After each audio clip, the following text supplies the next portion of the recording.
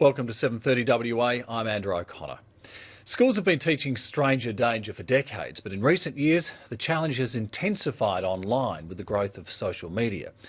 With young children now accessing an increasing number of sites and applications, teachers find themselves in the front line, scrambling for resources to promote cyber safety.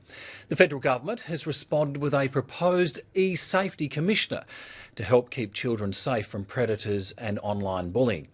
But the move's being resisted by some who argue this new office and its new powers will be a threat to free speech. Claire Moody reports.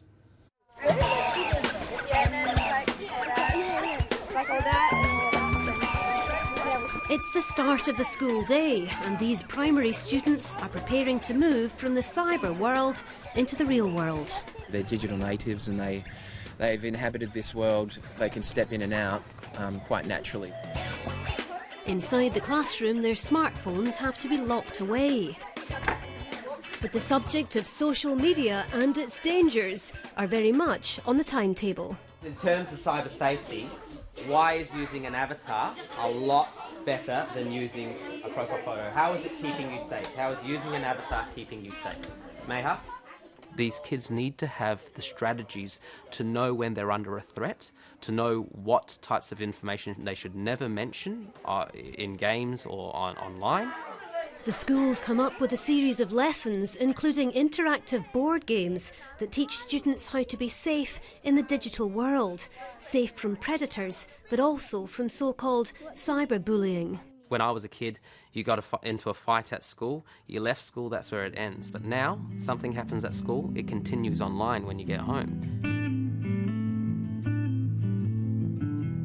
Research shows 27% of WA school children have been cyberbullied, and the number's growing at 2 to 3% a year. The typical effects that we see, particularly in these extreme cases of cyberbullying, is high levels of depression and anxiety. Typically, students fall behind at school because they don't want to come to school.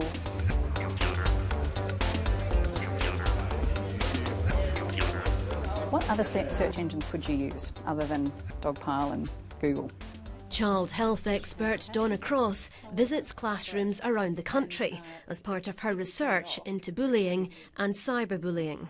Probably the most dramatic form of cyberbullying that we see are incidences that involve photographs, and particularly photographs where somebody has been set up. Young people call that happy slapping, where you might set somebody into a very embarrassing situation and film it, and maybe even edit it so they look even more foolish. So the level of humiliation is quite extraordinary. For some of you, when you might be trying to get a job, your employer now will probably not just take your resume that you've written, but in fact will also want to do a search electronically, and they won't just use a Google search. Most HR companies now use a whole variety of searches like Dogpile. She supports the federal government's recent allocation of $7.5 million to help schools teach online safety. In fact, she thinks the subject should be mandatory. As parents, we're struggling to know what is the right information to tell our children. We're struggling to keep up with this technology. So schools would be a logical place, but obviously schools are very busy, so fitting this in is a challenge. But it's the government's move to set up a Children's e-safety commissioner to oversee the funding that's worrying social networking sites. We're not convinced that a new bureaucracy needs to be created to deal with this issue. We're certainly quite strongly opposed to any legislation that would give such a bureaucracy the power to mandate for content to be pulled down off the internet. John Lawrence's group is dedicated to digital freedom. He says planned laws giving a commissioner power to remove harmful content are misguided. The major social media platforms, so Facebook, Yahoo, which of course is owned by, YouTube, which is owned by Google, Twitter and so forth, take these issues pretty seriously already and do devote pretty substantial resources to dealing with problematic issues and problematic content. But the government says its research shows there's room for improvement. One of the findings of that research was that it can still be difficult to get a response when you lodge a complaint with a social media site. However, the Commissioner's powers will be limited when it comes to a proliferation of newer, smaller platforms which have no presence in Australia.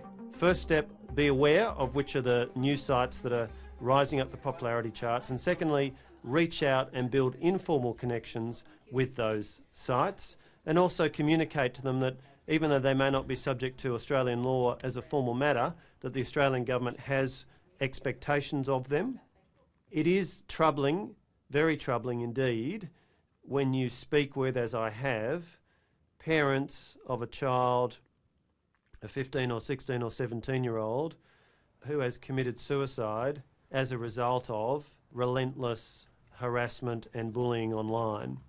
Donna Cross says the Commissioner will be a much-needed point of contact for parents and schools. The police will only take action if the action online is breaking the law. So if someone's being threatened or being harmed in any way, or perhaps pornography is involved. So if it's something that's just making somebody feel distressed, there really isn't many sources that people can go to get help. So the E-Safety Commissioner will, I think, provide that role. Very interesting. What is it? I talk a lot, so this is like cheddar, and this is like a box, and I love art, and then I love dancing as well. The government is finalising its policy and will introduce legislation before the end of the year. In the meantime, Sutherland Dianella Primary School continues to be proactive. Its lessons on cyber safety have been uploaded onto the net for other primary schools to use and will be officially launched in Perth on Monday. What a lot of parents don't realise is it's not just limited to things like Facebook and Twitter and Instagram. We're looking at games that have global chat in them that kids that are in year 2, age 7 are using, and these kids need to have the strategies to know when they're under a threat.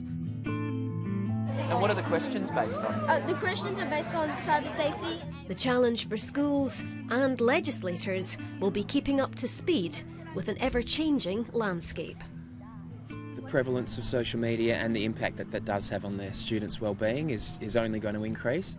Schools are really going to be behind the 8 ball if they don't start to educate their kids and educate themselves on the issues that are out there.